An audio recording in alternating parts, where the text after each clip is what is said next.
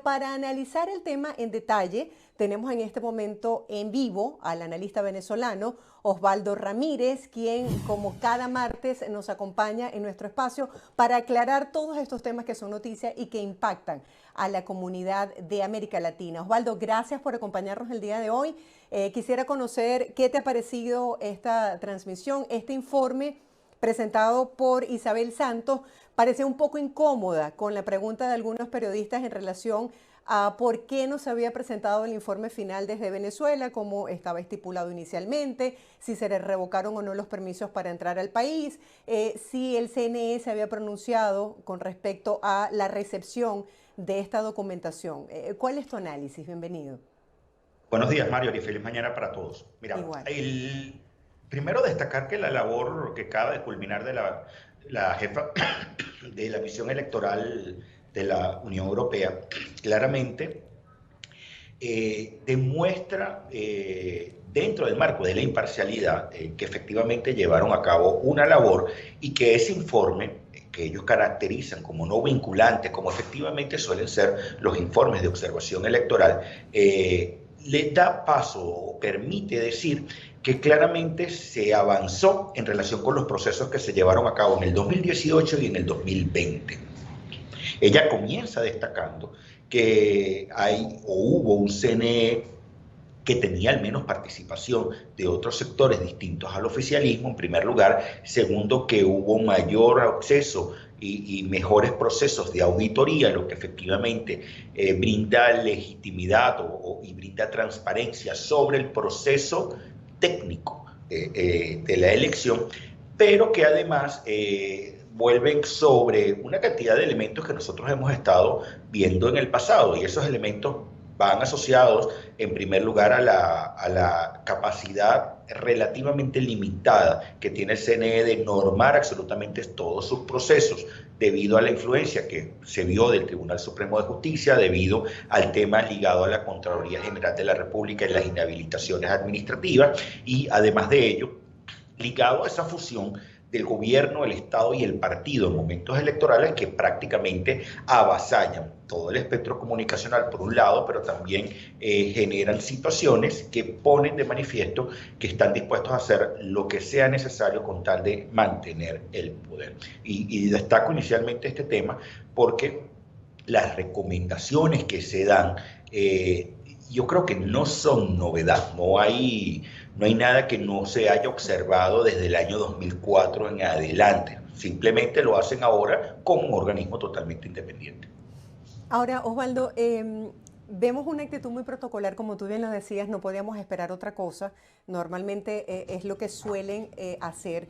Cuando le preguntaban si habían elecciones justas, claras y transparentes en Venezuela, decía que no se podía resumir en pocas palabras.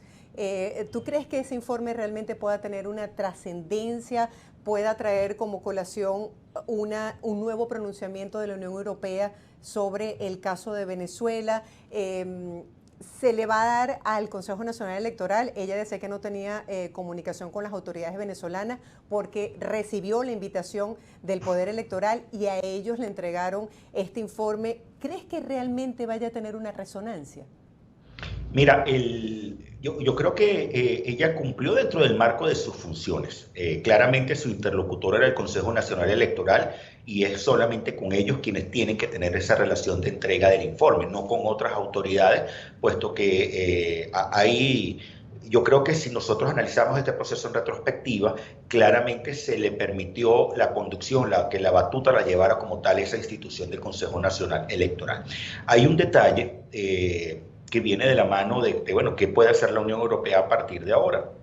Y yo creo que hoy la Unión Europea está concentrada en un conflicto geopolítico mucho más grande que está asociado a lo que está sucediendo en este momento en caliente, en Ucrania, y las diferentes reacciones que pueden tener. Si bien pueden destinar ciertos elementos, ciertos recursos para continuar el monitoreo de la crisis venezolana, la realidad es que esa misión de observación electoral prácticamente cesa en funciones al haber entregado este informe hace unos minutos. Entonces, habrá que ver de cara a lo que puede ser México, en primer lugar con un proceso de negociación que sigue en stand-by, pero que eventualmente se requiere presionar y generar mejoras en las condiciones electorales. Y fíjense que eso es una parte importante de la agenda de los actores de la oposición, de los diferentes actores políticos en Venezuela.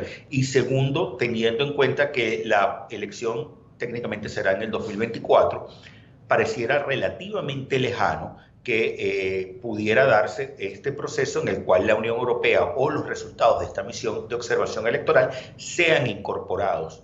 En primer lugar, legalmente, fíjate que ella comentó acerca de la derogación, por ejemplo, de la ley contra el odio, o habló de la limitación de las funciones de la Contraloría General de la República a efectos de las inhabilitaciones administrativas. Habló, por ejemplo, del tema que no es novedad del avasallante, yo creo que dominio del espectro radioeléctrico en materia de propaganda y la limitación en los medios de comunicación, que tú lo decías en tu introducción. Entonces, pasa por tomar en cuenta si estas recomendaciones serán efectivamente implementadas y si esto puede servir como un elemento para efectos de negociación también, en ese toma y dame que suele darse en estos procesos, para decir, bueno, nosotros vamos a ceder en esto, pero tú tienes que ceder en lo otro. Un poco entender que son procesos relativamente lentos.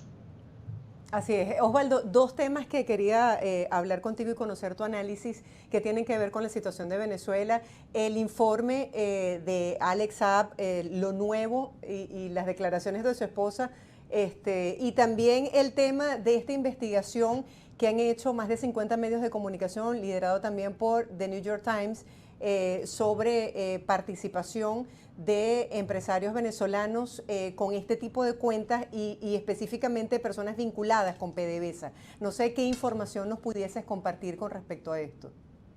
Mira, lamentablemente, de nuevo, en esta filtración, no lamentable por la filtración, lamentable por los resultados, lamentablemente vuelve a abrirse un nuevo capítulo de evidenciar los altos niveles de corrupción que hubo en ese momento entre 2004, porque aparentemente estos informes retrotraen, esta filtración retrotrae documentos desde el año 2004, en relación con el tema de la corrupción de PDVSA y de la corrupción de algunos funcionarios en ese momento venezolanos y el desvío de recursos, sea por coimas o sea por efectivamente temas ligados a corrupción y desvío de recursos para estar depositados en cuentas suizas, específicamente en el Credit Suisse.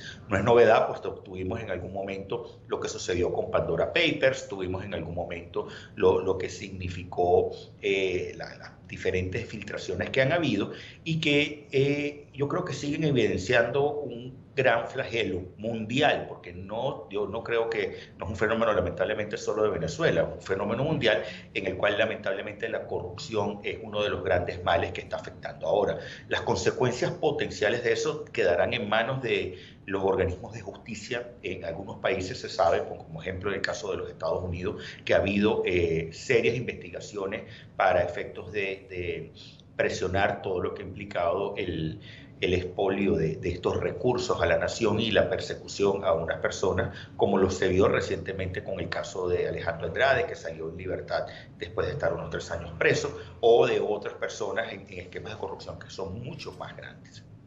En el caso de Alex Saab, sí, te escucho. No, perfecto. Quisiera que nos actualizaras en la medida de tus posibilidades. Sí, no, en el caso de Alex Saab, lo que yo creo que estamos viendo es un capítulo que va a ser bastante largo. Este juicio fue pasado para el 11 de octubre. Hubo una presión importante por parte de sus abogados defensores de que la fiscalía ni él como tal, el tribunal, divulgaran esta información que consideraban privada, que justamente habla de un supuesto proceso de colaboración con la DEA entre 2017 y 2019, y simplemente por no cumplir ciertos acuerdos terminan acelerando todos los procesos en su contra. La respuesta del gobierno venezolano ha sido, bueno, nosotros estábamos al tanto de que eso estaba sucediendo. Yo no sé hasta dónde esa respuesta sea totalmente honesta o no. Yo creo que a muchos les cae como un baño de agua fría, puesto que pareciera que esa persona que tú estabas defendiendo a capa y espada resulta que estaba en una especie de juego doble, sea para salvarse él personalmente o no.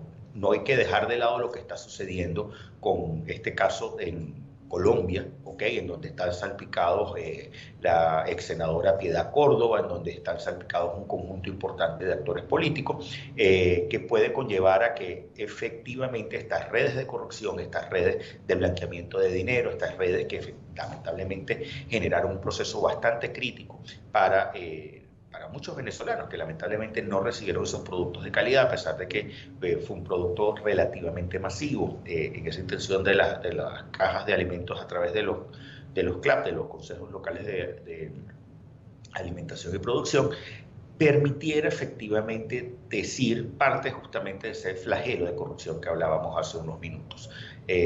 Y el tema de Alex sigue siendo utilizado como excusa para no regresar a México.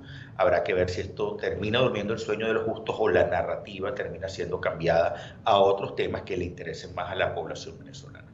Sí, algunos sectores como la Iglesia están promoviendo de nuevo y sacando a relucir el tema del diálogo. ¿Crees que están dadas las condiciones para que se retome el diálogo con todo lo que está pasando? Mira, siempre tiene que haber condiciones para el diálogo. Por muy terribles que sean, siempre tiene que haber espacios para la negociación, siempre tiene que haber espacios para el entendimiento. Ahora, ¿cuál es el resultado? ¿Qué puedo darte yo a ti como oposición? ¿Y qué puedes dar tú como gobierno? ¿Okay? Hay que ver el comunicado que salió la semana pasada por parte de varias naciones, entre ellas Estados Unidos, Grupo de Lima, etcétera, que no hablan de gobierno interino. O sea, ya tú comienzas un proceso en el cual a decir, miren, señores, tenemos que buscar la fórmula en que eventualmente se repitan esas elecciones o se lleven a cabo esas elecciones presidenciales y de asamblea y legislativas 2020, recordando esos dos capítulos, 2018 y 2020, y que permitan que la crisis venezolana se resuelva. ¿Por qué? Porque estamos teniendo un problema de externalidad negativa, de causamiento a otras naciones de otros problemas bastante importantes. Fíjate que no lo hemos comentado, pero es algo que ha marcado la agenda esta semana. Cómo entra en vigor una medida que en 2017 habían anunciado Honduras y que efectivamente termina implementándose esta semana de solicitar visa a los venezolanos. Cómo entra en vigor la medida de Costa Rica que prácticamente dio 4 días, 3 días entre el momento que se publica en su respectiva gaceta oficial. No es el nombre técnico, pero estoy hablando un poco del concepto que conocemos los venezolanos, y 4 días después se implementa esa exigencia de solicitud de visa para entrar a Costa Rica, entendiendo que en Venezuela no hay ni embajada ni consulado de Costa Rica, tienes que triangularlo a través de otra nación. Hay una cooperación importante, ¿ok? Yo creo que en toda Centroamérica para impedir ese flujo de migrantes hacia Norteamérica, sabiendo que en el último año entraron, o sea, el último año calendario entraron más de 120.000 venezolanos a través de la frontera entre México y Estados Unidos. Hay un tema ligado hacia esa migración en el sur, hay un tema ligado a lo que vimos, por ejemplo, recientemente con el muy escandaloso caso del asesinato de un bebé por parte de autoridades de Trinidad y Tobago. O sea, sigue existiendo este fenómeno de la migración forzada y eso lo conectamos con una situación en la cual el proceso de negociación tiene que servir para decir, yo, comunidad internacional, no puedo destinar más recursos para atender una crisis venezolana. Necesito que en Venezuela se pongan de acuerdo. Necesito que en Venezuela se den las condiciones para poder generar un proceso de reconciliación, o generar un proceso de justicia transicional, generar un proceso de eventuales condiciones en las cuales los venezolanos directamente puedan entenderse. ¿Qué sucede? Tienes actores como Rusia, tienes actores como China, tienes actores como Cuba, Irán, Turquía, Estados Unidos, Colombia, o sea, la multitud de países que tienen intereses en que Venezuela se mejore, porque simplemente estamos teniendo problemas. ¿Qué sucede? Temporalmente tienes el foco fuera de Venezuela porque tienes un problema, en el caso ruso, con lo que se refiere a Ucrania. Y puedes olvidarte temporalmente de Venezuela. No temporalmente te olvidas, sino que no le prestas toda la atención que requiere. Pero otros países dicen, yo necesito resolver esto. Necesito resolver esto porque en la medida que esa crisis no se resuelva, yo tengo mayor problemas de migración forzada. Y eso me está generando problemas críticos. Si analizamos estas últimas medidas, vemos que son como pañitos calientes que no van al fondo de la crisis. Hoy el Nacional abría con la noticia de que prácticamente la canasta básica está en más de $350 versus $1 que es el salario mínimo que gana el venezolano. Es decir, ¿cuántos salarios mínimos necesita el venezolano para poder adquirir los productos de la cesta básica? Toda esta situación de crisis económica ha obligado a muchos venezolanos a migrar. Sin embargo, no se ve una política migratoria organizada, armónica, que todos los países de la región se pongan de acuerdo para ver cómo se va a abordar el tema de Venezuela. Y a los venezolanos cada vez se les cierran más las puertas en el resto de los países ante estas medidas, como tú lo dices, bien restrictivas, de que un día para otro ya 3 países de la región han anunciado que requieren visa para la entrada legal de los venezolanos. Entonces, ¿qué se esconde detrás? Mira, en un momento hubo cierta coordinación en materia de migración y eso se trabajó yo creo que con fuerza en el 2019 a través del Grupo de Lima, principalmente hacia Sudamérica. El problema es que no todos los países tienen la velocidad de dar los pasos necesarios para efectos de proteger a sus nacionales, pero también para tratar de integrar en materia de política pública lo que implica ese influjo de venezolanos. Vimos el caso de Colombia con ese estatuto de protección temporal, o vemos el caso de Chile, en el cual prácticamente decían, bueno, yo no voy a cerrar mis puertas, pero tienes que pedir una visa y tener un proceso relativamente legal, porque al final quiero venezolanos que estén en sus países, en estos países, de manera legal, y además quiero que sean unas personas que puedan aportar a la sociedad porque tienen los permisos de trabajo necesarios y no están entrando en unas situaciones de vulnerabilidad, de potencial explotación que los lleve prácticamente a tener que trabajar en negro porque no tienes los papeles. Ahora, llega un momento que tú no tienes la capacidad de acoger más gente, entonces simplemente se te tranca el juego. Que hay una novedad, que bueno, tenemos todavía una pandemia de coronavirus 19, tenemos una situación de inflación mundial, tenemos una situación de decrecimiento o de crecimiento mucho más lento en Latinoamérica para la proyección 2022-2023, de acuerdo a los diferentes organismos multilaterales, que hacen a muchos decir, bueno, ya no puedo estar, por ejemplo, en Chile, me voy a ir a Argentina, o ya no quiero estar en Perú porque lamentablemente no me gusta el presidente, voy a migrar a otro país. O sea, comienza este flujo de migración también desde esos primeros países receptores a otros con la búsqueda de mejores condiciones. Hay un detalle en relación con Venezuela. En Venezuela hay una política económica bastante clara por parte de Nicolás Maduro de tratar de disminuir la inflación por la vía de la restricción del gasto público y también por la vía de una política cambiaria en donde el Banco Central de Venezuela inyecta una cantidad importante de dólares a la banca para efectos de controlar la paridad cambiaria. ¿Qué sucede? Como consecuencia, estoy teniendo un dólar que se mantiene estable, bastante estable, incluso retrocede, pero continúo con una inflación en bolívares relativamente limitada que me sigue presionando el poder de compra de ese dólar. Y hay gente que ante esa situación dice, ya no son suficientes los $300 que ganaba porque ahora mi canasta ampliada es de 450 o ya hay una condición en la cual ya no tengo los suficientes ingresos, debo salir de aquí o debo reinventarme. Problema, todos los países están atravesando el coletazo del coronavirus y quizás muchos comienzan a apostar, bueno, ¿a dónde brinco para tratar de tener de nuevo una calidad de vida relativa?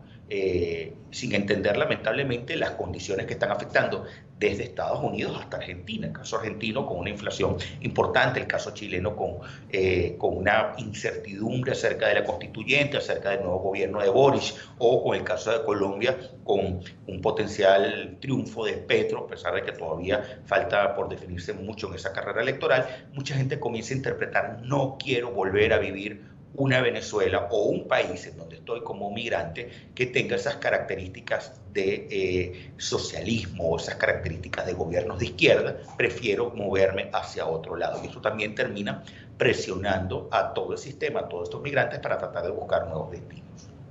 Osvaldo, ya para cerrar, si quisiéramos cerrar con una noticia positiva, pudiésemos decir que este informe final presentado el día de hoy por esta Comisión de Observadores Electorales de la Unión Europea es un avance para tratar de mostrarle al mundo lo que está ocurriendo en el país. Mira, yo veo con mucho agrado los resultados de este informe. Además, destacan una cantidad de situaciones positivas que no se tenían en el 2018 y no se tuvieron en el 2020. Yo creo que allí hay elementos importantes para trabajar. Incluso en esas recomendaciones, en esas 23 recomendaciones, habrá que leer el informe con detenimiento porque las 23 recomendaciones no las indicó Isabel Santos en su intervención, pero yo creo que es un tema de decir, bueno, un observador independiente dio los primeros pasos. ¿Qué podemos hacer en relación con eso? Los venezolanos, porque creo que aquí hace falta un detalle importante. Nosotros como venezolanos, y lo estamos observando con varios estudios de Frequency 58 de ORC Consultores, el venezolano se está despolitizando y en la medida que te despolitizas, lamentablemente, no te ocupas de lo público. Y tú como venezolano tienes que volver a ocuparte de lo público, así como también te ocupas de tu casa, así como también te ocupas de generar el dinero para tu hogar o para hacer productivo el país, también hay que involucrarse con lo público. Y yo creo que este informe en general nos da unos primeros pasos para poder avanzar en relación con estos temas. Osvaldo, muchísimas gracias por tu brillante análisis, por poner en contexto estos temas que son noticia para los venezolanos que estamos alrededor del mundo y además gracias por tu tiempo tan valioso. No imaginas cuánto valoramos que hayas compartido este análisis con nuestra audiencia. Será hasta el Gracias a próximo ustedes. martes.